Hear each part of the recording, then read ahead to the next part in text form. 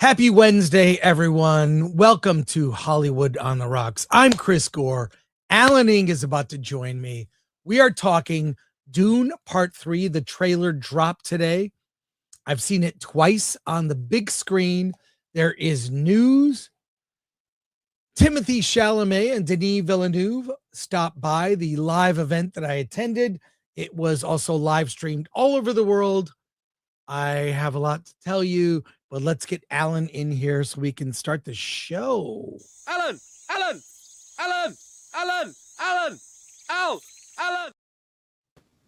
Happy Dunes Day. It is. It's Doomsday. Hey, I love it. Hey, I wish you were there. I wish you were there, man. No, fun. I don't. I never wished I was there. I went to that before, and it was fun that first time.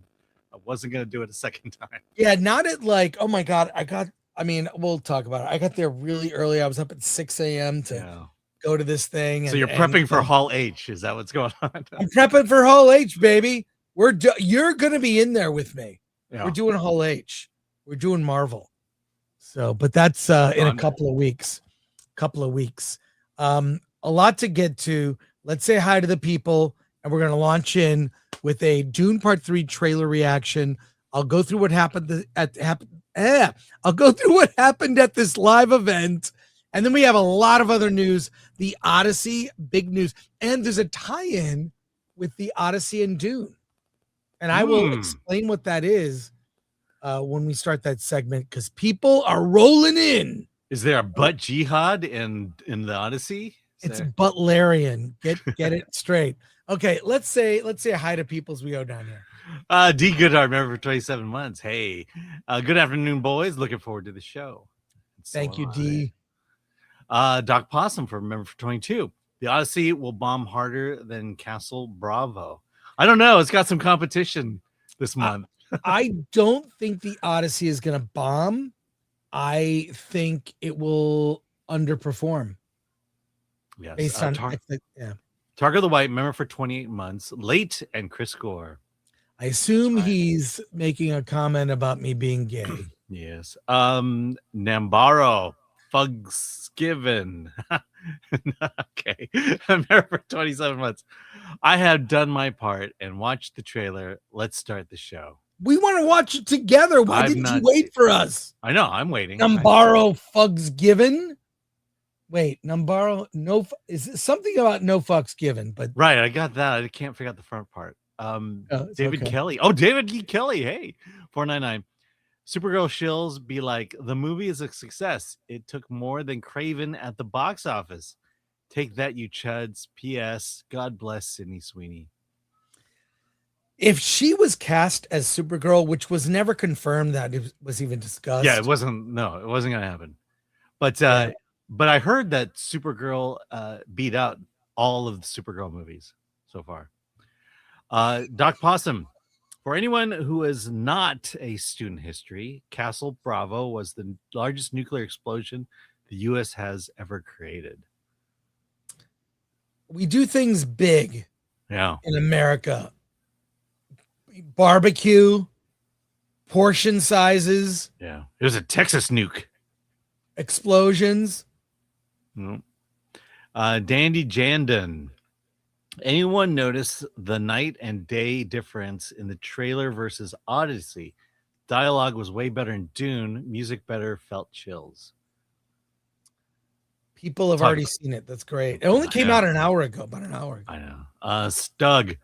I can't wait for next week's out of theater reaction for the Odyssey. I have something to announce. Alan will accompany me to the Odyssey screening on Monday. Oh.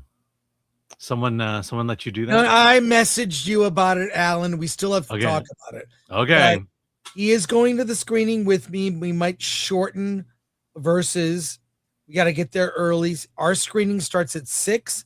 We will do an out of the theater reaction when we can, and we'll find out what that is. I'm sure it'll be right after. So Monday night, look for that. That's coming. Yep. Oh, and Stug, will Moana bomb harder than Supergirl? No. Actually, no. No, it won't. It's projected to do between 50 and 60, which is still low, but not disastrous. Well, you throw in the fact that it's a kid's film, and it'll earn more than Supergirl. It will from walk-up business, among other things. Yeah. So. Lorthoth, like, share, subscribe, hit that bell for notifications, sign up as a member, join us on X, Discord, Rumble, and Instagram, and buy our merch at shop.filmthread.com. And I really want to say, please subscribe if you're someone who's newly discovered the channel. Definitely subscribe. Shop.filmthread.com as all the stuff. We even have a Dune inspired shirt somewhere. It's in look under apparel. Look under apparel and check it out. What? I like that. That's fun. Yes. Shirts. Fun shirts. Okay. Yes. And thank you, Lord. And again, we're 6,500 away from 169,000 subscribers. We could do this. And I can officially announce this now. Alan and I will be, we're going to be at this panel, the Indie Filmmaker Survival Guide, on Friday, July 24th at 12:30 p.m., room 24 ABC, with filmmakers like Robert Meyer Burnett, Joseph Kahn, friend of the show, Jim Agnew, also friend of the show, frequent guest, myself, Christopher Moonlight, a writer for filmthread.com, and April Wright. They all have new movies out, and I may have a surprise guest if things work out. Yep. And then Alan and I will be doing signings at a booth, and I'll announce the times when I have them. But it is Gabe Al-Taib's booth. Gabe Al-Taib's booth. Big Man Comics. And a quick soup. Yeah, Robert Kearney for $9.99. Geeks and Gamers did a road trip with Ryan, Jeremy, and Jade. Did a road trip. I would like to see you and Alan do a road trip. Love you both trip. Thank you, Robert, and thank you for the $9.99. Yeah. We may do that at Comic-Con. We are going to be doing. Oh, we're not doing a road trip at Comic-Con. Well, it's not that far of a drive, so it's not that exciting. But it's only a couple hours south of. I mean, like an hour for you, maybe. We did our Vegas ones. That was kind of fun. We did that. We'll do that again, but we'll be doing live streams from Comic-Con, I think, every day except for Sunday. We'll do Wednesday, Thursday, Friday, and Saturday. And Saturday, we're doing a special late night show after the Marvel panel. We're doing a late night show. We might do it from my hotel room, or we could do it right outside of Hall H after it ends. We could actually do a live show from there. It'll be short, but we'll go over everything we learned at the Marvel panel. That's Saturday night. The whole schedule. You'll see it that week. We post our thumbnails and whatnot early. So there you go. Thank you. And Alan, are you okay? Let's get into it. Let's go. Okay. Dune Part Doomsday. 3. It feels like a Doomsday. A new trailer. This is the second trailer for the film. I've seen it twice on the big screen. Let's watch it now together. You haven't seen it. That's right, Alan? Nope. Let's watch it now, and I'll tell you my thoughts. They're not probably what you would think. Here it is. And if you're watching this on the replay, the music may be muted, maybe clipped. Who knows? We may be copyright struck, but we got to do it on the live show. Let's watch together.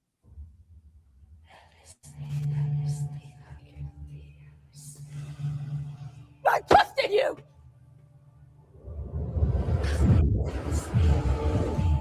You promised me that you would never take power in your name. You convinced me that this was your home. That I was your home.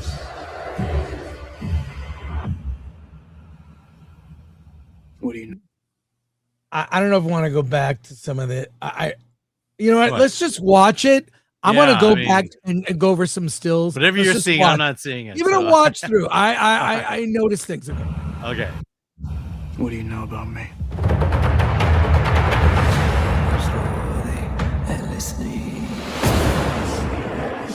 You have conquered the galaxy.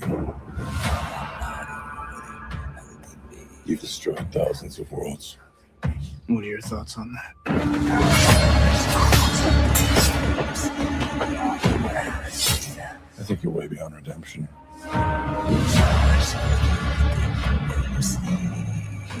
Why are you here? To deliver a peace proposal. Peace is a good thing.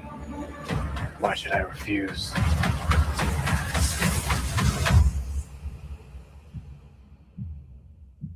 Because it's meant to destroy you. We plan to strike at the core of Imperial power.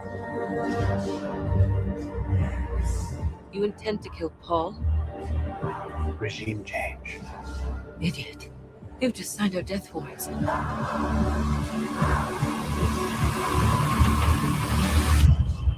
I found someone.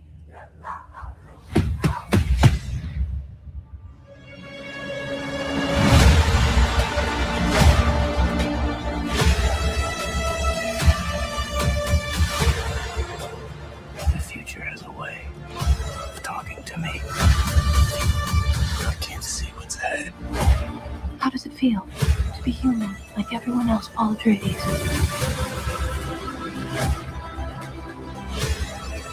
You have no fear, do you? I fear dishonor. You sound like an Atreides. I've been told I was one.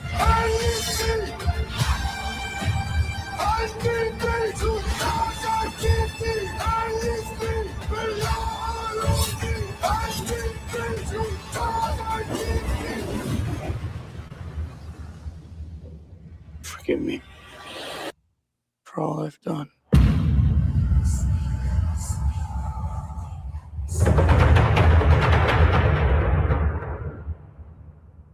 Okay, this is pure spectacle. It's but I'm going to tell you, and I'm going to go back and look at some stills.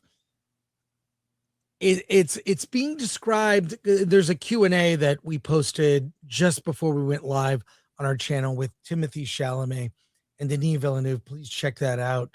I made it public. We'll see what happens. I hope not to get in trouble. But this is more of a drama and a thriller than it is an action movie. Okay. I'm going to go through, but here's what's kind of ironic. We're way off book. There are elements of Dune Messiah, but because of the way they changed the character of Chani, this is not the book. This is not the book. I mean, somehow early on, Denis Villeneuve made a major change in Dune Part 2. The way it ended, I did not like. And it set up all the events for this. He kind of had in mind a different way to end Paul Atreides' story. I kind of have an idea of where it's going to go. I don't want to talk too much about that now. It's very spoilery. Having read the book, this is way off book. So ironically, in the way that Paul Atreides, his ability, he's able to see images of the future, his future. At some point, he's unable to. And so I am also unable to. I read the book and I thought, oh, I know where it's going. I don't know where it's going. I have a theory. And let me put up, I think that this sort of mishmash Villeneuve version of Dune Messiah is going to take elements of Children of Dune and kind of meld it into this, where Chani, it appears that she has left, perhaps had 2 children, and kept herself isolated from events related to Paul as he conquers the galaxy. It's set, and this is actually from the synopsis, it's set about 17 years after the events of Dune Part 2. So that's enough time for 2 twin children to be raised in secret. Now, let me say my theory as to why Villeneuve wanted to make these changes. He wanted to make these changes basically because if you go and read Dune Messiah, it's a lot like Revenge of the Sith. It's very similar to Revenge of the Sith. So what he's trying to do is change that and tell a very dramatic story where in the books, Chani is very loyal to Paul, by his side. She's ride or die. And in the movies, she is not. And a lot of people who are book fans are reacting to that.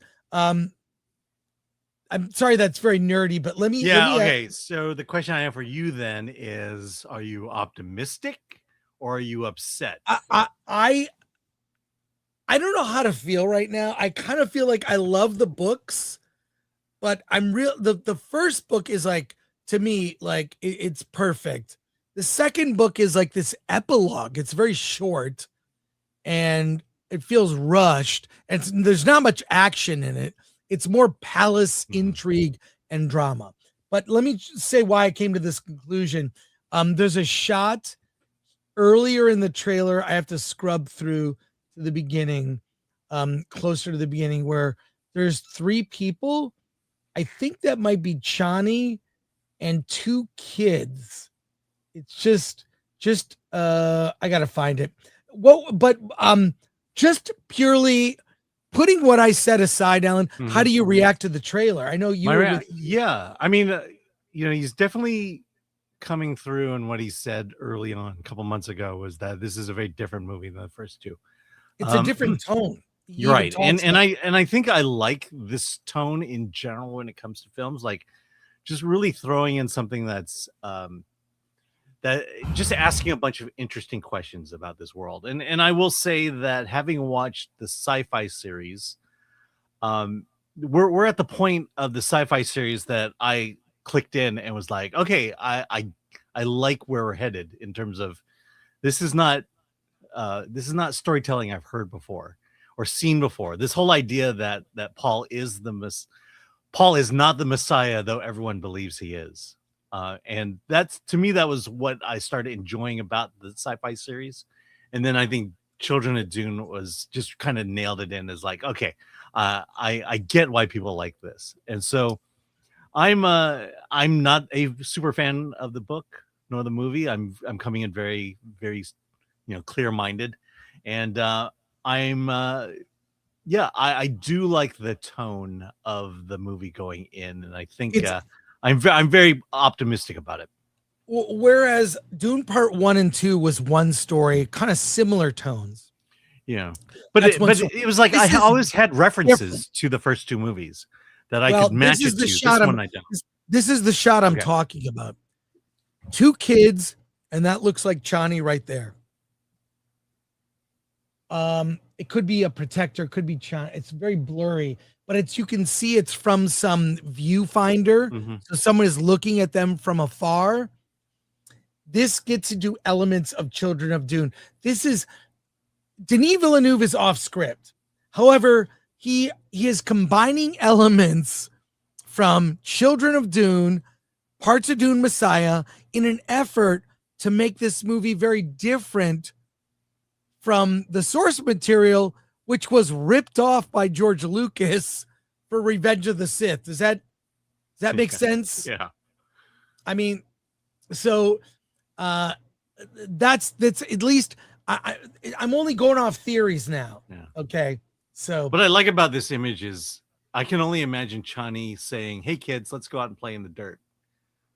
Yeah, that's what she's saying in that. But no, I think it's part of the like if he made it very accurate to the books, people would say, "You ripped off Revenge of the Sith." It's the other way around. Yeah. There's so many, and look, George Lucas just ripped off from everybody. Yeah. Flash Gordon, Westerns, The Searchers, John Wayne. Because if it worked in the past, it'll work in the present. Well, but he reorganized things in a way that's kind of like I used to say he just put everything in the myth blender and put it on puree and took from lots of things, Marvel Comics, Dr. Doom, Flash Gordon, and Buck Rogers serials from the 30s. There's like you can point to very specific things he lifted, including like Flash Gordon conquers the universe. The scroll at the beginning of Star Wars, the 3 paragraphs, That was taken from Flash Gordon. The Flash Gordon conquers the universe. They always had these like things that would catch you up on what's happening. Well, I mean, he took it from all serials that came out in the. But like he cherry picked from lots of things. Yeah. But again, Dune, if it worked in the past, it'll work in the present. Dune in particular, and Dune was a new book. Like when he was writing Star Wars, which started, it was like ideas in like the early 70s. You know, Dune was a new book. It came out in 1965, so it was relatively new. And he's sitting here lifting from Marvel Comics too. But I think what you get from Denis is that he's not doing it to modernize it for a modern audience. He's doing it out of trying to create a practical film, knowing that this is the last one. Well, sorry. Go ahead. Sorry. No, you go ahead. That's my point. That's my point. Well, look, I see the seriousness, having seen that trailer, with how they're taking the source material, how epic it looks, the cast, how committed they are. The awards it's certainly going to be nominated for. And I look at the state of superhero movies. And Doomsday is going to open the first day. And we saw the leak of the plot leaks, which I'm sure will be different when we see the movie. He described when he started this as, I want to make Star Wars for adults. I want to make a more mature Star Wars. That was before he started shooting Dune. That was his goal, Star Wars for adults. But I do have something interesting that came out of the Q&A we're at, and we'll get to that in a moment. They showed us, which you and I both seen, the first 7 minutes of Dune Part 3. They showed it at CinemaCon. They showed it at the event tonight. And you'll get to see it next week. On certain screens where the Odyssey is playing, they are going to show the first 7 minutes of Dune. So when you go to see the Odyssey next week, or if you were thinking, I'm not going to go see do you want to see the first 7 minutes of Dune? It's playing before the Odyssey. But it's not on every single screening. I assume maybe 70 millimeter or IMAX. Yeah, when I saw Project Hail Mary, it opened with the Trojan War sequence of the Odyssey. Yeah, the full uncut sequence. Yeah, so if you want to see the first 7 minutes of Dune, get to your Odyssey screening on time. That's happening. And I have more thoughts. But I'm still conflicted about, we're off book. This is Denis Villeneuve's. He's collecting the ideas of Frank Herbert. He's telling a different story than the books. You're either going to love it, you might hate it. I need to see for myself. Let's talk about the event that I just came back from inside the Dune Part 3 event. I went this morning, got up at bright and early at 6 a.m. Loads of fun. And attended. Did you need to show up at 6 a.m.? I did not. I got there about 9-ish, 9:15. This is what it was like in the room. Where are you? You're at Universal? Look at this. No, this was it's about to begin. Here. That's me there. Yeah, you're not at Universal. It'll be packed. Right now, people are. Can you see that? Yeah. What do you think? Okay, this is me in the theater before it begins. It's a fake IMAX. Filing in. I don't know where that leads. I'm gonna check that out. You can submit a question. Sure. Go right ahead. It's all good. But we all got posters and we got hats. posters and hats. That's kind of cool. And can't wait to hear what Denis and maybe members of the cast have to say. We'll see. Okay. All right. Talk to you later. All right. So that's where I was at there. It was packed, and it was influencers, some critics. We did get popcorn. I did not get to keep that card. There was me there. Okay, I'm right outside the Dune Part 3 event. It is chaos. There's like a press line, but there's also... I suspect influencers because these people are dressed like they're going to a movie premiere or something. They're way too good looking or dressed in a way they're going to like a big event. Anyways, so here's what it's like right now. I couldn't believe it. It's mass chaos. But I think we're all getting Dune Part 3 hats. So all right, enough of that. Look, it was fun. I felt lucky to be there. You know, I think you were invited, Alan, but I was, but again, not partake. I'd been to the first one, so I'm not doing this one. It was fine. It was just what I was surprised by is all these these women were wearing like they were on the red carpet. They had, you know, heels, mini skirt, like they were dressed to be seen. Those are influencers. They mixed in influencers, critics. You know what? They can invite whoever they want. I really don't care. I was happy to be in the room. The best part was we saw the trailer. Then they brought out Denis Villeneuve, and he came out, did a Q&A with a comedian. I guess she's famous for being a meme. I don't know all about it, but here it was in the room. I'm just going to keep it silent there for a minute. She entertained us for a moment, but it was live streamed to Mexico, London, Abu Dhabi, Chicago, Dallas, cities all over. It was a live event where people would attend, and I filmed the whole Q&A. So I did post it right before.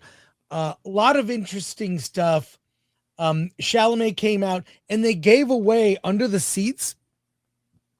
They gave away you can have your own private screening of Dune Part 3. They gave away one to a person, a random person at each of these.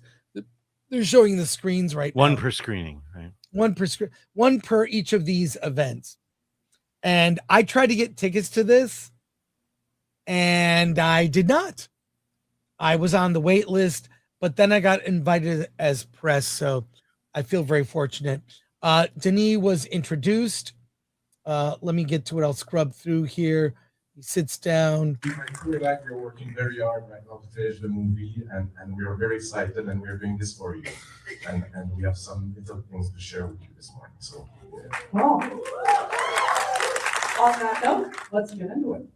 I want to know what drew you back to Arrakis, because you were supposed to do a different project before returning, right? The thing is that I said to my crew, I'm going after part 2. I did both movies back to back, and I was like quite tired. And I said to everybody, "Listen, I'm taking a break."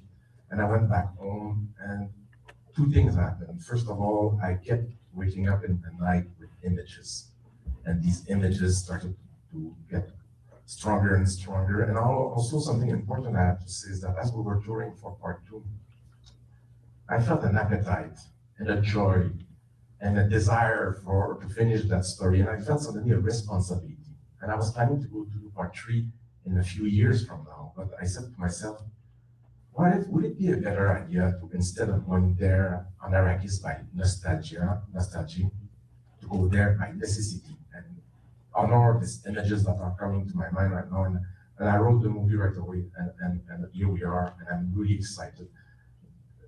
Dune Messiah, the Dune Part 3 is based on the second book, Dune Messiah, and it's one of my favorites. It's not my favorite, and it was a massive privilege and honor for me to bring it to the screen. So he originally, when Dune Part 2 was released, he talked about that he would actually do Dune Messiah, but he wanted to wait 10 years so that like Chalamet would actually, because in the book, the first book ends, Paul Atreides starts at 15, and then he's 18 years old at the end. The Dune, the novel Dune, takes place over about 3 years, at least in the present with Paul's story. And then Dune Messiah takes place like 12 years later, and Paul is in his early 30s. So very different. Very different. He changed the timeline. And by the way that Dune Part 2 ended, kind of like you said, it's like you have to make it now. but he's telling a different story that his defense is it's in the spirit of Herbert's ideas, but it's not the book. So for those of you that are book purists, you're going to be disappointed. I'm telling you right now. It'll have elements of the story you're familiar with, but like Paul being blocked from seeing visions of the future, we are blocked from knowing what's going to happen. And I only have theories. Timothée Chalamet then showed up later in the event here. He's very charming. Let's get a little of that.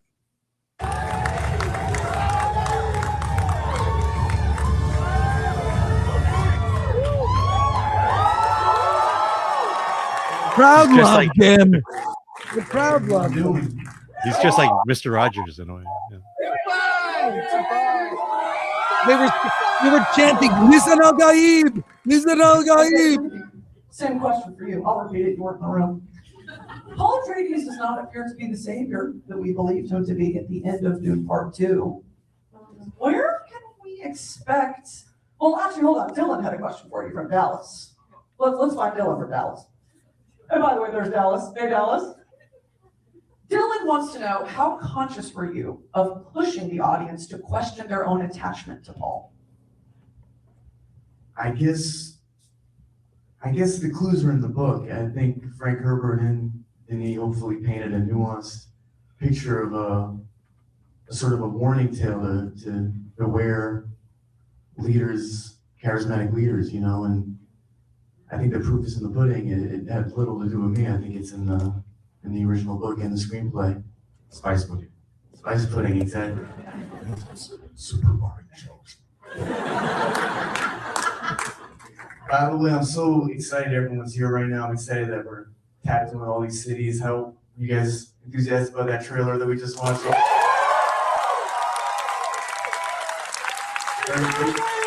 No, shout out to Nerd Cookies. She's doing a live stream now about the trailer.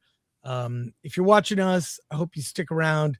I'm gonna watch Nerd Cookies after the show today in an hour or so. But let me just say, this is gonna Dune purists, Dune book fans. There's a lot that's different. It may circle back to the themes that Herbert intended in a more on the nose, obvious way, which might work for a movie, but it's not the book. I mean, we're out of book. Like I say, we're off book now completely. And I'm not sure how I feel about it. Even though I love that trailer, it's like, yeah, that's not the book. It's parts of the book, like with Hate Duncan, Idaho, Sidetail, Palace Intrigue. But all this stuff with Shani is not the book at all. Not the book. And it's going to piss some people off. We can play more of this, and I want to get to your comments. But watch this entire Q&A on the Film Threat channel. Give us a sub if you would. But let's he's I got to say, Chalamet is super charming. He knows how to sell. Mm-hmm. He knows how to sell. He was all intrigued about the live stream nature. He was like, I feel like he was a YouTuber. Have you seen the YouTube videos of Timothée Chalamet? I think the first day. When Timothée Chalamet used to customize Xbox controllers and had a YouTube channel. Look it up. He's a kid in these. And he loved the aspect of this being live stream, and he could talk to and interact with a lot of people at once. He could do YouTube after acting. So there's a lot more to this. I don't know. Let's watch a little bit more. We'll go to your comments. The second one, I just visually, she's it was breathtaking, and she's unbelievable in this movie. That's not media hyperbole. She's actually terrifying and amazing. And you got Anya Taylor-Joy as Aliyah. I knew how good he was. You know, I think we lost Montreal. That might have been scary for you for a second. Checking your family.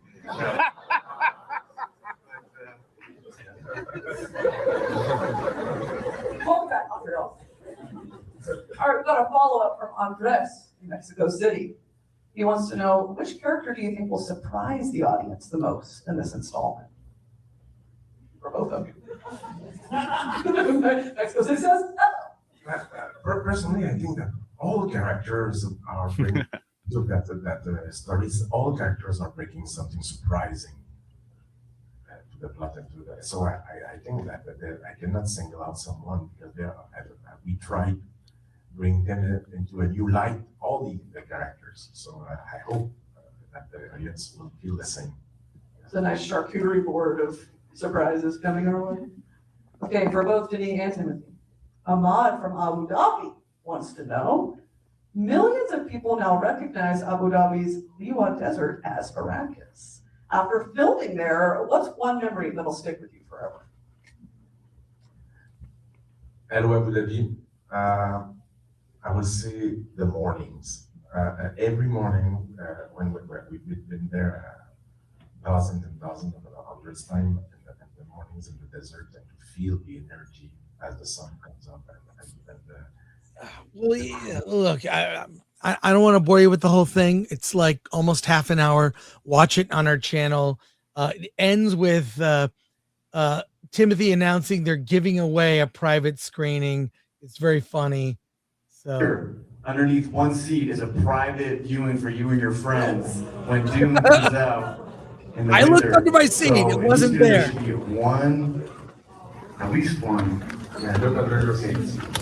I looked under my seat. I no love. You got to announce yourself. Yeah. So people on the live stream, they're all looking for it. You might find other things.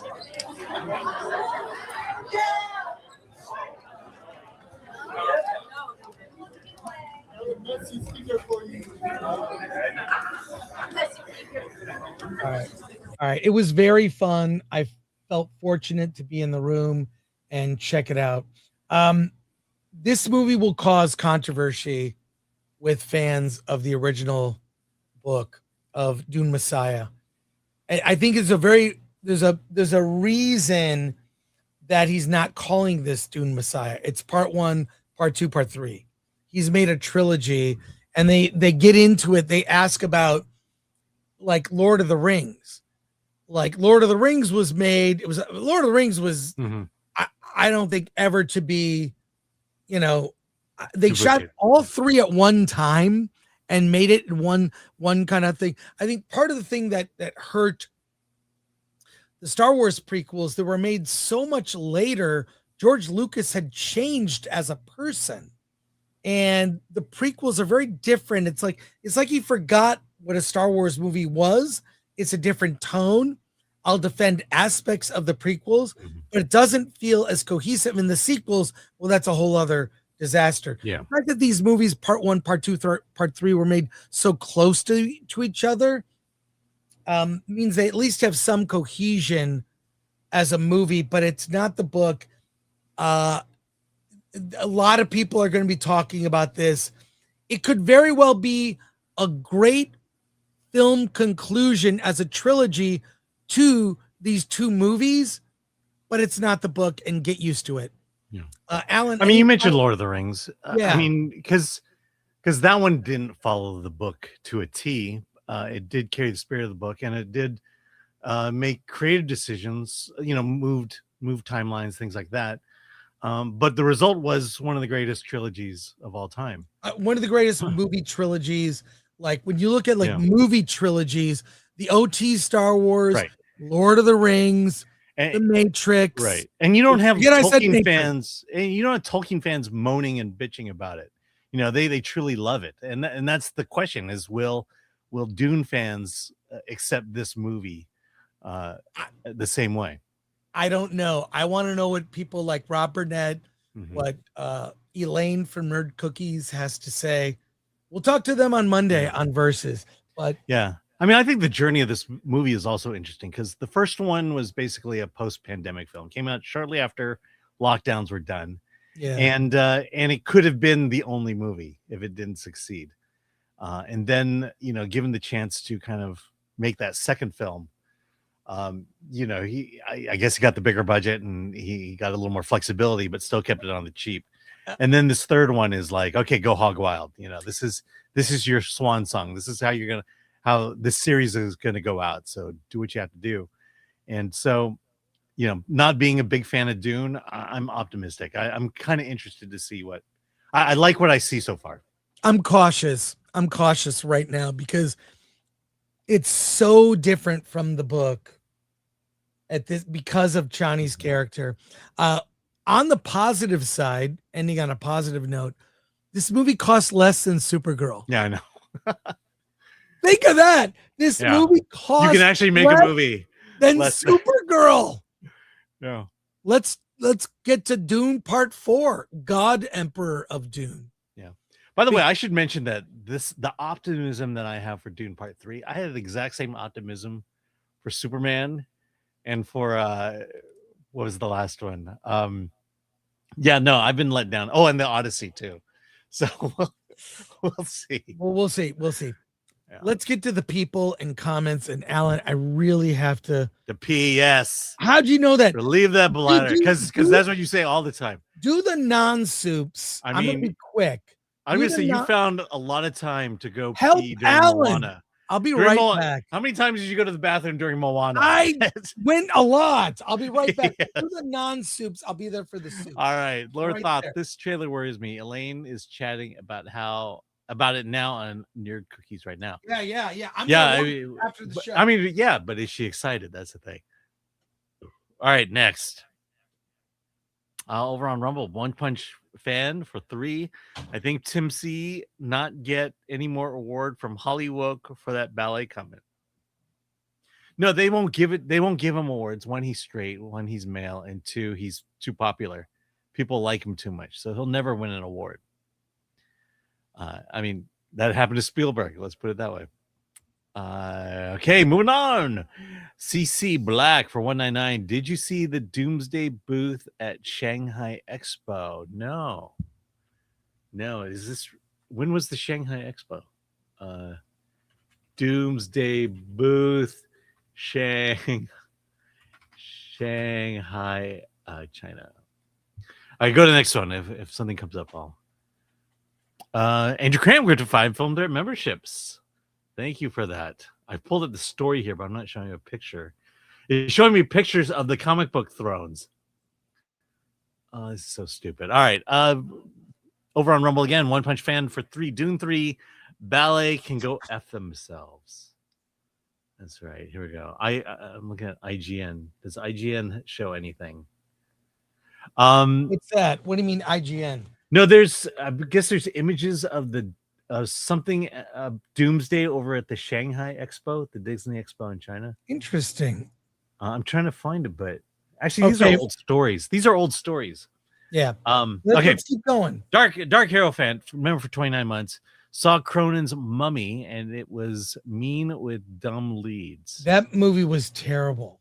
My wife. It was supposed to be an Exorcist movie, and they just shoehorned it into a mummy movie. Yeah, my wife was watching it the other day, and no one would go into the living room while it was happening. John Wayne for 10. Thoughts on Army Hammer backpedaling, acting like an over-emotional, traumatized little bitch, and regretting Citizen Vigilante. That idiot just killed his career comeback and alienated absolutely everyone. Yeah, I have not seen that. Is it in an interview or? So the source is Puck News.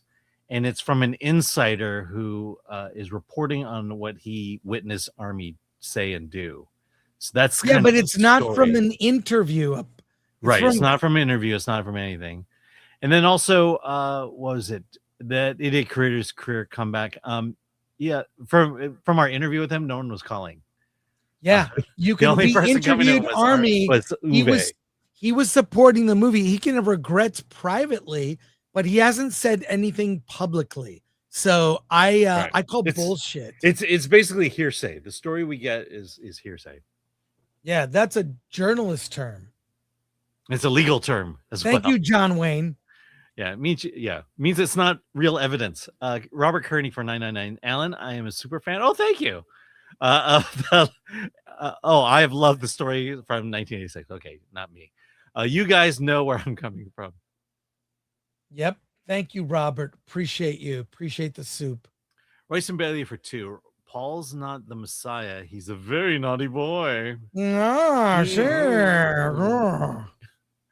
One Punch fan over on Rumble for 3. Chris, thanks for helping DA get his Rumble channel made. Oh, great. Yeah. That was funny. We all try to help each other out. Yes. I got to watch you guys help him. It was boring. It was very boring. Okay. Is that it? Alan's future car fund, One Punch fan. Yeah, I just got my settlement. Sing it, please. Sing this, Alan. Yeah, One Punch fan, $3. Sing it, please. Hashtag save Stargate. Wait, you got to go full screen for that. Save Stargate. Dang. You got some. I know. Got some I could be vocal cords there. I could do community theater. CC Black for 199. I like the look of Dr. Doom's throne. Yeah, again, I'm not seeing it. It's funny. I'm looking it up and I'm not seeing any images except for the comic books. Yep, nothing. Matt Diff for 20. I'm worried we have not spent enough time getting to like Paul and Chani in order for her to work like this. Seems like they're trying to use her as a lens for the downfall of Paul's story. Yeah, 100%. So she will be potentially the maybe an unwitting ally in his downfall, which is not the book. And these are all theories, by the way, not spoilers. These are only theorizing based on what we've seen in the trailers. Thank you. Bruce Lee Richings for 2. I'm out of the loop. Something happened to your car. Yeah, I got rear-ended. Car got totaled. And his car got totaled. Yeah, and 2 weeks. Yeah, and 2 weeks after I put in the windshield, you all paid for. Kate Dyfeld for 5. Alan, I'm a super fan of yours. How has the keto diet been going? It's been going great. I'm down to 215, which means I've lost 15 pounds over the last month. Alan looks great, but YouTube adds about 15 pounds. Yeah. Albert Not a Retro for 2. The gut is shrinking. Let's put it that way. Regarding Donald Trump, how's it going, guys? Good to see you. Good. We're back to war with Iran. Robert Kearney for 999. Chris, you're right. It is different from the book, just like FunCon games. Yeah. I by the way, I can't wait to buy that game. So I will be getting that the Dune Awakening game, which I plan to be my last game I'm ever going to buy for a PS5. For my PS5, I'm retiring from that. It's an alternate history of the Dune universe. So, and it sounds interesting. It's fine. I like the Dune game for the Sega Genesis. I had it on Sega CD too. Is it an MMO? Are you playing by yourself or with others? Well, that one was a strategy game. This is like it's like an open world exploration game. Okay. And resources, stuff like that. So it's Red Dead Redemption, but on space. Royce and Bailey for 2. Enough with the Blandara. Already she's in everything. Oh, Blandara. I think people have fatigue from her. Yeah, but she likes to make money. Robert Kearney for 199. Dune Part 3 is going to amaze. It looks like spectacle. One Punch fan for 3. Allens, I'm a big fan of you. Oh, thank you. Thanks. And not another name for 5. If only Quentin Tarantino did Dune. It would be very different. It'd be more violent, that's for sure. And our buddy John Hu gifted 5 Film Threat memberships. Thank you for that.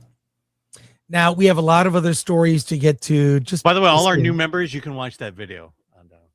Yes, you can watch the video. Here we go. Dwayne "The Rock" Johnson says he lacked cultural representation growing up. What is this he's saying in this story, Alan? Yeah, it's actually a video. Do we have All right, well, let's take a look at this video, which I have not seen, but I can't wait to see. We saw Moana last night, and let's just say, um, watch Alan and I the out of the theater review. We were not blown away. Yeah. But by the way, the review embargo has lifted, so we can talk about it. I don't care. We'll talk about it Friday. We'll talk about it Friday because then we'll get into spoilers. Okay, so this is your buddy. This is the buddy. You guys have taken many selfies together. I love this guy. Love this guy. Is this the gayest Moana ever? Let's find out. The first time you ever saw your culture represented in a way that wasn't a caricature, that you said, that is me in there. No, I don't. Other than, and this is one of the beauties, I think, and one of the blessings of Moana is that live action Moana we can show. Like, hey, this is us. When I was a kid, Indiana Jones inspired me. When I was like 8 years old, watching Indiana Jones, Harrison Ford, like I'm like, oh, I want to be that guy. But that guy didn't look like me. Yeah. Was there a part of you that said, but I can't be him because? No, I love that. There was a part of me that said, oh, I want to be that. I was in Charlotte, North Carolina, and I was like, I want to be that. And, okay, that was it. That's where it ended. Right. But now, I mean, if you think about it, around the world, little boys and girls who are brown skinned, even not brown skinned, Mark. It's like this idea of like, you're young, you want to see beyond the reef. You don't know what's beyond the reef. You have a lot of people telling you, no, it's not. You're good where you're at. It's like, no, not. Like I want more, and I love that. Yeah. So, what do you think about that? What do I think about that? Yeah, I saw Indiana Jones. I wanted to be that, but then realized I didn't look like that. Guess what? Only one person looked like that, and that was Harrison Ford. In fact, The Rock went and made Jungle Cruise, which has been essentially Indiana Jones.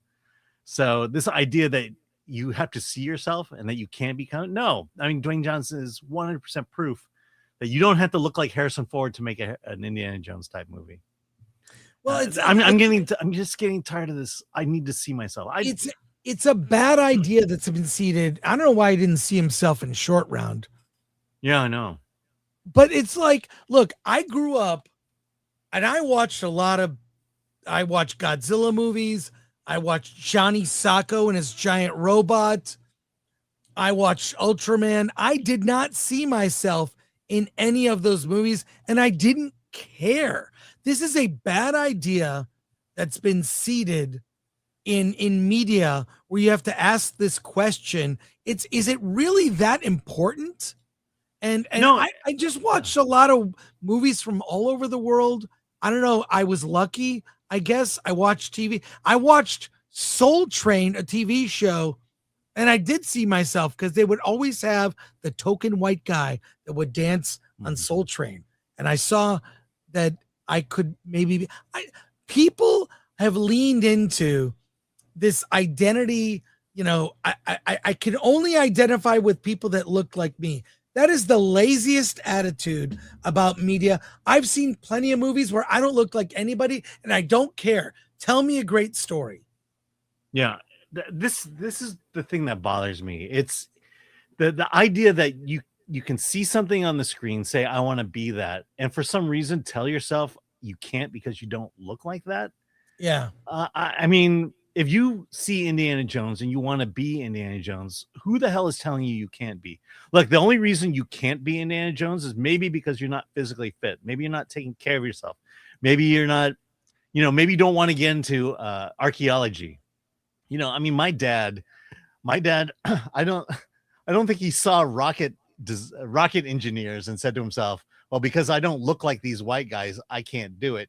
I just, when he passed away, I went through a lot of his old work photos, and there he is, the only Asian on the team that built the engine, two of the engines in that rocket that sits behind you right now. My dad was a part of a team of 15 people who designed those. And at no point did he ever say, "Oh, because I didn't look like those other guys, I can't do it." No, he went to school, he studied, he learned, aeronautic engineering, and he sent a man to the moon, for crying out loud.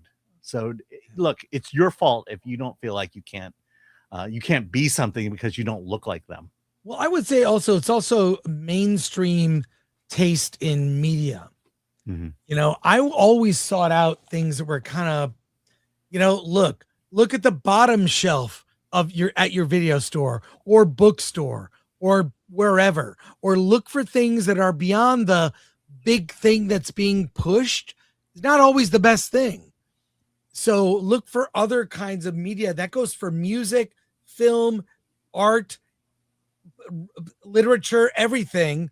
Like, yeah, I've read classics, but also, God, well, this is maybe too cliche in college. Read a lot of Bukowski.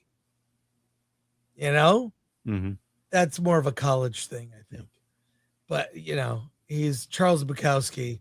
He's quite the character. I'm just saying that you could look at mainstream and pine, but I do think it's a bad idea because the point of all media, I've said this many times, book, film, comics, fiction. The point of fiction is to identify with the protagonist who doesn't look like you, may not be the same age as you, may not be the same gender as you, may not be the same sexuality as you. It doesn't matter. You identify with you find something in the protagonist's story that you latch onto. You think, well, one of the things when I first read Dune, when I was a kid, the first book I identified with family upheaval and moving.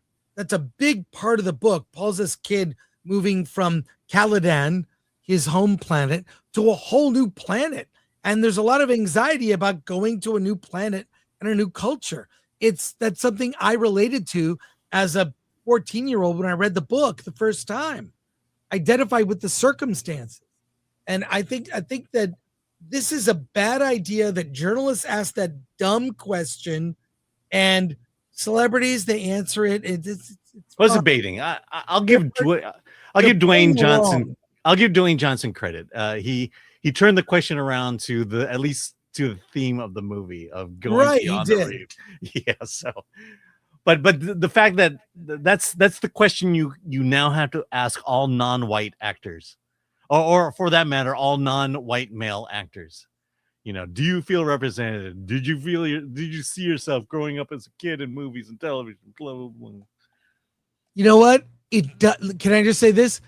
And every Pixar movie proves this. It doesn't matter. Yeah. Do you identify with the bug? Do you identify with a lion in The Lion King? You identify with the character because of their story and journey and the circumstances, not these dumb aspects of what you look like. That is such a surface level idea that needs to die. That idea needs to die. And the next time I see Mark Malkin, I'll probably forget to mention it, but but you'll remind me. No, I'm probably going to go up and say I'm a fan and get a selfie with them. That's what I did. Yeah. We have so many news stories. I don't know that might have to move some of these to I sat next to one of his editors. That was kind of fun. That's fun. Yeah. Hey, let's look at this. The Odyssey, we are seeing it in less than a week, Alan, but the first reactions are here. We're not going to read this story. We're just going to look at what the reactions are. Yeah. They're brief, but let's just go into what they are. It's not a real story. It's a roundup of what the reaction to Odyssey. Initial reactions. Yeah. A filmmaking feast, Collider's Perry Nemiroff. A grand and gripping rendition of Homer's epic, and one that feels uniquely Christopher Nolan. It's sincerely hard to imagine any other filmmaker on the planet being able to bring that source material to screen with this much scale, scope, and heart. Moving on, discussing film managing editor Andrew J. Salazar called the movie a staggering achievement. David Ehrlich noted, what? I was like staggering achievement. That doesn't mean it was good or bad. It was just Yes, it doesn't. I'll probably think. I mean, from the trailers, it looks like staggering. David Ehrlich noted the last act rewards the journey, despite some clunkiness along the way. Flawless filmmaking, every inch as epic as you'd expect. Simon Thompson, I know Simon, leading a stellar cast. Matt Damon gives Odysseus everything in a career best powerhouse performance. Robert Pattinson is outstanding as Antonius, and John Leguizamo's Eumaeus is sublime. Variety's Jazz Tangsay. Oh my God, I know Jazz. I'm sad I can't pronounce her last name. Hailed the movie as an astonishing achievement. That's what everyone's saying. Yeah. And a triumphant, spectacular epic. While the publication's awards pundit Clayton Davis noted, Matt Damon leads with grit, while Tom Holland brings the sensitivity and heart. It's another hit for Nolan, one his diehard fans will digest for decades to come. Why don't you read this one, Alan? Yeah, Fandango's Eric Davis, who Eric Weber is a big fan of, shared praise of Robert Pattinson writing. He's so conniving, manipulative, and endlessly entertaining to watch. Pattinson leans all the way into the character's villainy, and it results in one of my favorite performances of his. He also called the movie an absolute triumph and a crowning cinematic achievement from one of the great filmmakers of our time. All right. More. Matt Damon headlines the Odyssey in this leading role. Let's see. No, I think they're just going over stuff. They're just going over stuff. What does Empire Magazine say? Scroll right up. Here. Scroll down. Up. Sorry. It's that right there. Shot over 2 million feet of film. All right, that's what Empire has to say about it. Yeah, but the look, are we surprised that Rachel Leichman. Okay, let's read this. Okay, here's Stephen Weintraub. Christopher Nolan's The Odyssey is incredible. I have been lucky enough to watch it twice, and it gets better in the second viewing. I'm really blown away by this film. If you can see it in IMAX 70 millimeter, it's a jaw-dropping experience. It'll be great wherever you see it. But wait, it says show more. Yeah, but there's show a big more. But. He says, but IMAX 70 millimeter is the best option. Oh, okay. That's he said that the first time. Let's read this last one here from Rachel Leichman over at the Mary Sue. The Odyssey is an epic as its source material with the level of Christopher Nolan's spark that makes something special.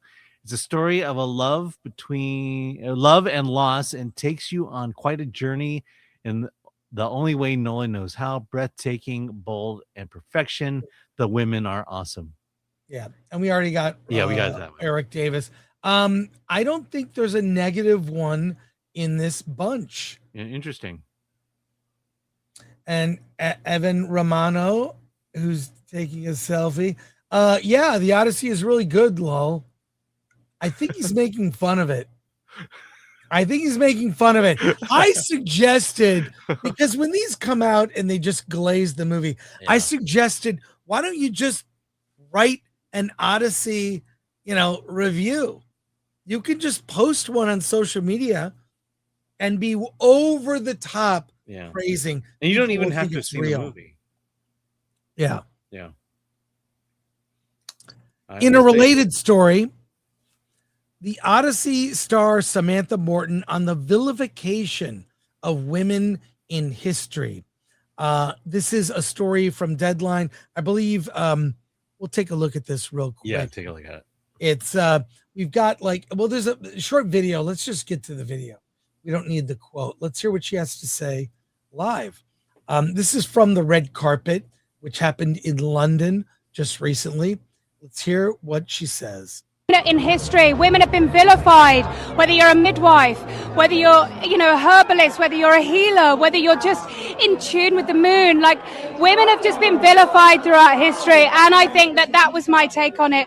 But also, Chris's interpretation of the original text and then like kind of condensing it into this like essential oil of Circe was phenomenal. And that I just worked from the text. It was all there for me. In history, women have been vilified. Well, look, Alan, are you in tune with the moon? No, but I want to be. What do you think about what she had to say? I want to get a hold of my feminine side and be in tune with the moon. What do you think about what she had to say? What I think about what she had to say? Gosh, sometimes I feel vilified. I mean, doesn't everybody in some point in their life feel vilified? Is it specifically women? Is it only women? Guess what? The only people not feeling vilified by these people are white men. I mean, it's just, again, do you see yourself on screen? Have you felt vilified? Do they vilify you? It's just this endless argument. We're human beings, for crying out loud. You know, we are judged by the content of the character and not by the color of our skin. That was a really good idea that most people accepted up until recently. Yeah. Most people kind of accepted. People used to quote that constantly ad nauseum. Yeah, they used to. I don't know where we are with that now, but that was, I always thought that was a great, just that concept was great. Like, oh yeah, the content of your character. Yeah. But the other thing is, you know, I hate to say it, but throughout history, for some reason, humankind has decided that men and women are different. That men can do certain things and women can do certain things. But that's hardly vilification. That's an acknowledgement that men and women are different, period. Doesn't mean one is worse than the other. I just think that one of the great hero's journey stories of all human history has pivoted to now maybe be not about what was intended. And they've added layers to it that weren't there as a way to modernize it. It could backfire. We'll know when you and I see it. Well, of course there had to be misogyny in it. Of course there had to be racism in it. Let's pull that out. Let's amplify. Hey, more stories related to the Odyssey as we count down to it. But here it is. Matt Damon on shooting. If you know about shooting with IMAX cameras, they're loud. Okay. And the film reels are short, only a few, like I think 2.5 minutes is the longest shot. Here's Matt Damon talking in a clip just about shooting on the IMAX format and the challenges that it presented. I, for one, can't wait. I can't wait, at least for the IMAX aspect of it. But let's hear what he had to say. Is one of the greatest cinematographers of all time. I mentioned Keith Davis as well. The focus pulling, I don't even know how it's possible when you're on these sequences. Keith's strike rate is better than anybody in the history of IMAX. He's amazing. He's amazing. Can you speak about how the blimp and the mirror system worked? Because I want people to understand this. Like, the camera's so large that you had sequences where you couldn't stare into your other actor's eyes. Right.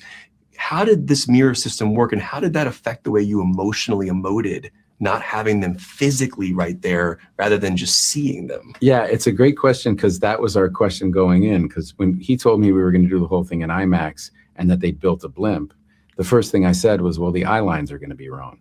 Right. So if here's your lens, if you and I are doing a scene and I'm shooting your close up, and I'm the actor playing opposite you, I'm going to put my face as close to the lens as possible, so your eyes are close to the lens, so that the camera gets both of your eyes.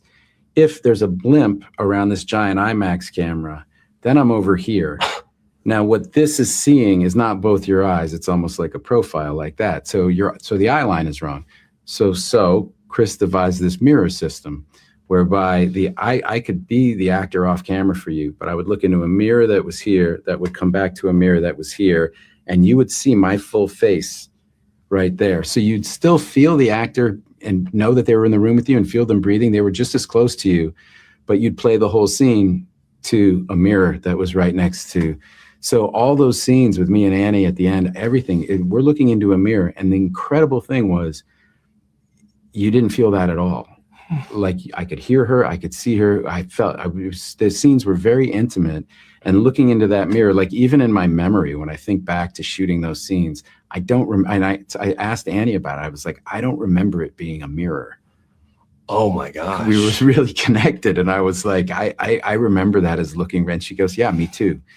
So the mirror system really worked, but that was the hack that Chris came up with to make us able to shoot in IMAX. I really love that. Actually, I like, tech aspects of filmmaking and innovations.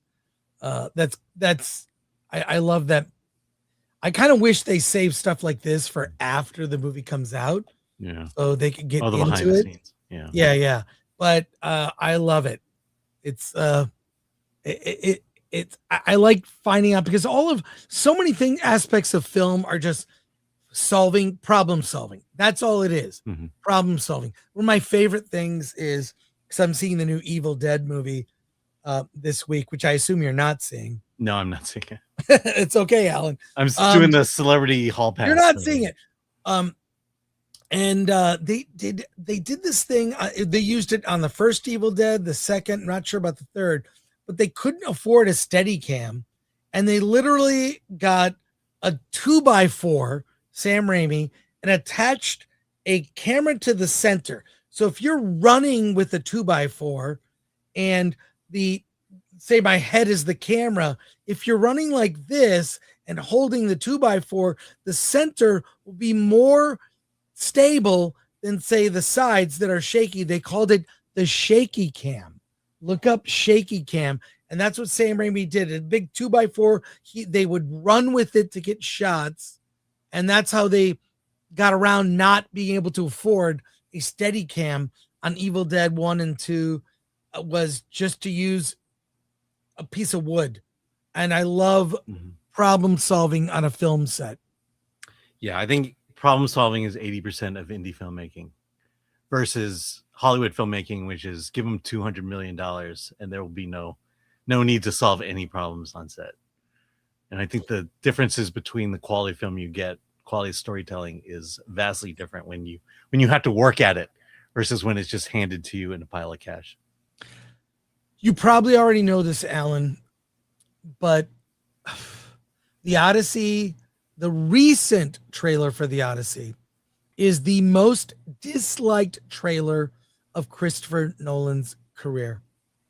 I don't know if we want to read this or show the video. Should we show the video? I can't read that, but okay.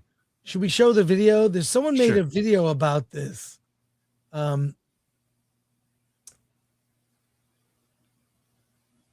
Lori, you need to tell me, should I show the video? Yes or no? Okay. She says yes. Yeah. Okay. Thank you. Blow it up. All right. We need to show this video about the Chris Nolan trailer. The most disliked trailer of Christopher Nolan's career, in response to casting Lupita Nyong'o as Helen of Troy, is being explained to us as a mass outbreak of racism. 500,000. I think you mispronounced her name. Yes. Which might be racist. Yes, exactly. That might be racist. Okay.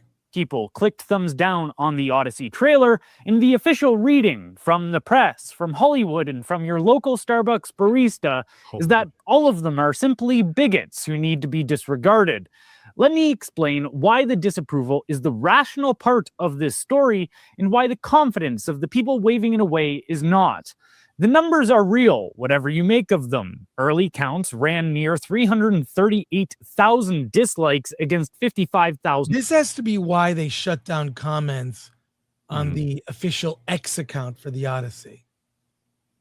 So the comments are completely shut down. They left them open for YouTube. But look at that. Over 300,000 downvotes to 55,000 upvotes. Likes. And they have since climbed toward 450,000 dislikes, with Universal quietly locking replies on the premiere post. This is worth pausing on because it breaks so hard from Nolan's own history. The Oppenheimer trailer ran about 99% positive. Tenet, the film people still call his most confusing, sat near 98%. Audiences do not meet a Nolan trailer this way. The defense for casting Nyong'o as Helen of Troy is shallow. These are made-up stories, says the online commentator. They can. Is that you, Alan? I think so. Oh no, the eyes are not slanty enough. I don't know. I hope this has a point. I did not put this in here. I don't know why Could we're be watching. more yellow too. I mean, I know all this. What are we doing? Be remade however we want. They'll argue that the Odyssey is mythology rather than history and ask why casting could possibly matter in a tale with a Cyclops and sirens. Jimmy Kimmel even claimed Helen was mythical, like Santa Claus, so the color of a myth cannot matter. Here is the trouble. The people making this argument believe that distinguishing myth from history is a display of intelligence. They think they have caught the rest of us in a category error. It is the reverse, a clean specimen of the Dunning-Kruger effect, the confidence of someone who has learned that a thing is invented without ever asking what the invention is for. A myth is not less true than history. It is more true, precisely because it is not weighed down by the accidents of a single life. Take Achilles. Was he a man whose burial site we could find and whose DNA we could test today? No. He is something far denser than a man. He is the overlapping virtue of every noble warrior across generations, gathered and fastened into one figure so that the sons who came after had something to emulate. History records one man once. Myth records what 1,000 men held in common. That is not a downgrade from fact, but a compression of the highest truth. And the author does not invent the values. He does not sit down, decide what his people will honor, and write it into a character. The values flow upward into the story from the people themselves. The myth is the self-portrait that a civilization... Now I'm caught up watching this video. Yeah. I'm sorry, folks. Should we keep playing it? Should we keep playing it? I don't know. Dude, my only thing is I think we get the point. I think we get the point, but let's keep going a little bit. It's only 2 minutes. Civilization paints of its own best self. This is why it is not merely a tale for entertainment.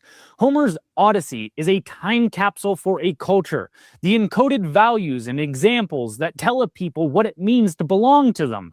In this case, the first men and women of the West whose philosophy and social order inform us still. So yes, Helen of Troy was never a woman with a birth certificate, but she is the distilled reflection of real women, a real people found worth going to war over. Change who she is, and you have edited the self-portrait. This is why the casting is not trivial, and why it is not hateful to say so. It is the equivalent of casting Sylvester Stallone as a legendary samurai. And before anyone reaches for Tom Cruise in the I would watch Stallone as a samurai. I would. A samurai, recall that the entire plot was a man disassociating from his own heritage and assimilating into another. That is not the theme here. Here, we are asked to accept at face value and with no explanation that Nyong'o is a believable stand-in for the most beautiful Greek woman ever imagined. This is why films are generally terrible now, and the Greeks diagnosed it long before Hollywood existed.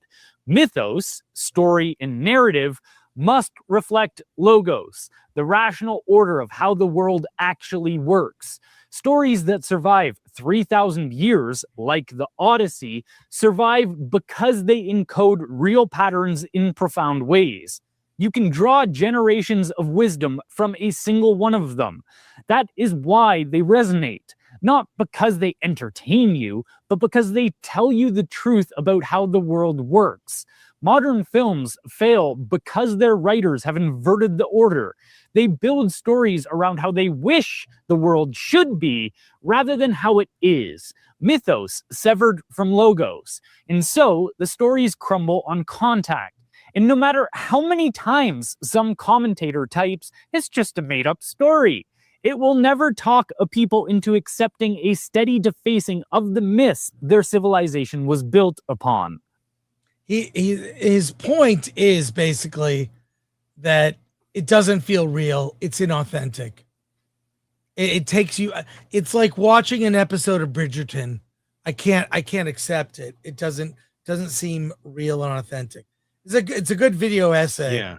Well, I mean, I got a little more out of it, but it's the stories we tell as cultures. The Greek culture told these stories. These were the characters of that culture, and now we're going to go in and presume that we know better, and we're going to now take the characters, these stories that millions of people have grown up, told their family, told their kids, who told their kids, who told their kids, and now we're going to say that Helen of Troy was black.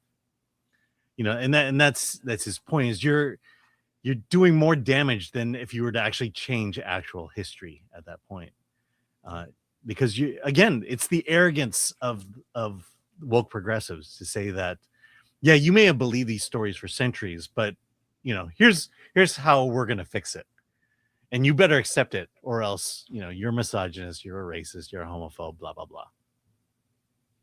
We're gonna get to your comments in a moment. A couple more news stories. Adam Carolla, who I ran into at the car show in Beverly Hills, and I yelled, "Corolla!" And he was like, "Ah," and I was like, "No, I said, you're doing good work." And he said, "Oh, good." Like, he was afraid. When I ran into him, he was afraid someone was mad at him. But he does a podcast. It's like a daily show. He interviews people. Here he's talking about modern film promotion, which ties into the Odyssey. And it's interesting to hear what he has to say. You got to hear this. Just let's watch. All I know is if somebody, usually female, but any progressive, it helps if you're black and female, but if you're female, it helps. But if you're just progressive, we're already in.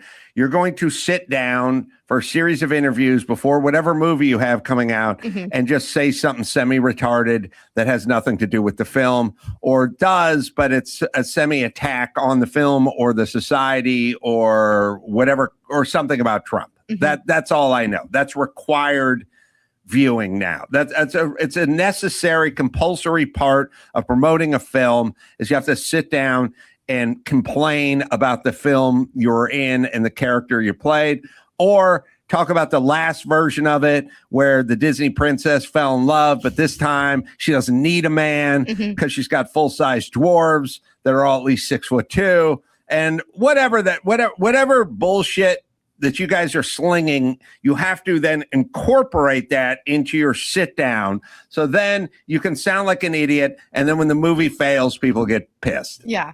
Then they say it's because Americans and the international movie market didn't like women. That's what the excuse will be. Yes.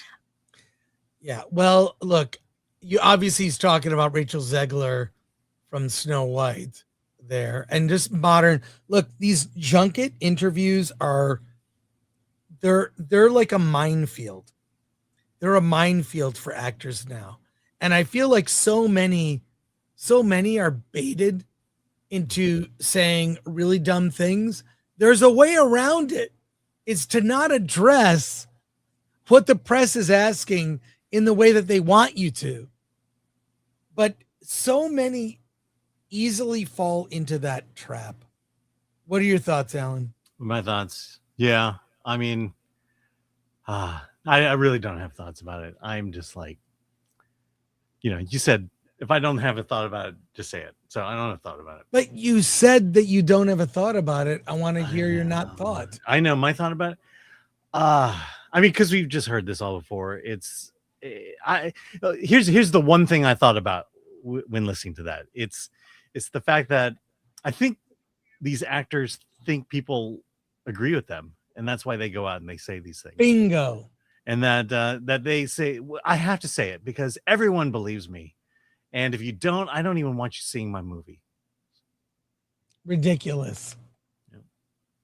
All right, we're going to get to all your soups and comments, but I have one last news story today. I want to end on this. Citizen Vigilante has been getting a lot of press, some good, some not so good. On Rotten Tomatoes, there's only one positive review, and guess who wrote it? That's me. That's right. And believe me, I see the comments on the website all the time about it. Yeah, but like, let's talk about Citizen Vigilante 2 is being discussed.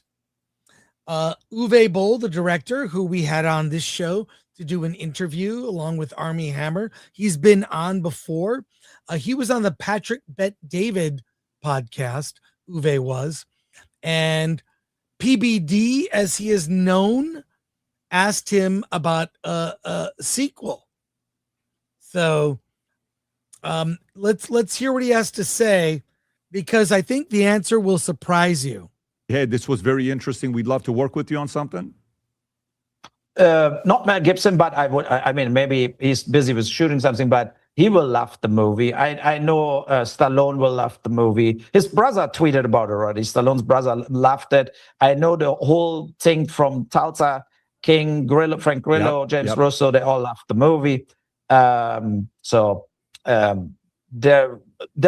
a lot of people in the industry loved the movie. Is there anybody specifically you'd want to work with on the next project? I'm talking about a sequel to Citizen Vigilante. Anyone specifically in mind? No, I saw it like when, what is her name? Gina Carano. Like Gina Carano, yep. Yeah, Carano. She tweeted about it and said, that's great. I love it. I would totally put her in it. Well, I will put you guys in a group text. Are you in touch with her or no? Only via X, but if you know her personally, absolutely. I'm going to put you guys in a group text. Together. I'll put you guys in a group text together. Yeah, that would be great. I think she had she got canceled, unjustified, and came back. She's a good actress, and she would be kick ass. As I feel the second part should have a few guys. Maybe not only one person. I mean, listen, the movie 95% on Rotten Tomatoes by people and 8% by critics, which I always look at the people, not the critics, because I know what the critics are going to be saying. Last question before I wrap up is... Anyways, there you go. I'm the 8%. You're the 8%. I like this idea, though. Look, if Armie Hammer's comments are genuine that he made about the film, his character could be killed off at the beginning of the movie. Yeah. And his character could be dead at the beginning of the film. Then which inspires other people. Yeah, that would mean something. It would mean something. Maybe you have multiple Citizen Vigilante, but showing the real cost of what taking that kind of risk is like. You put your life on the line there. But Gina Carano, do you imagine that? Part 2 with her? Yeah. Doing an Uwe Boll movie.